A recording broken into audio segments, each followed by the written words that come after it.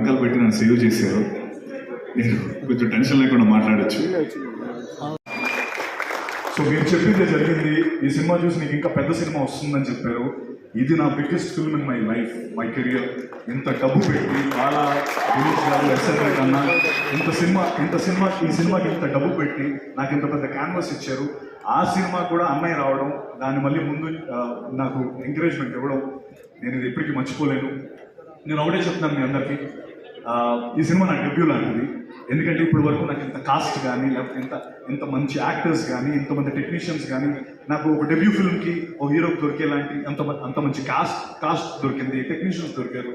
And నేను ఒకటి promise చేయగలుగుతాను, ఇప్పటి వరకు చేశాను, సెట్ బ్యాక్స్ చూశాను. సత్య ఇంకెవరైనా వస్తున్నారా అంటే కనుక చిరంజీవి గారు వస్తున్నారండి అన్నారు. అంటే చిరంజీవి గారు వస్తామంటే నీకేంట్రా బలుపు వెళ్ళని చెప్పి, నాకనే ఆయనకన్నా ఎక్కువ పనులు ఉంటాయి నీకు.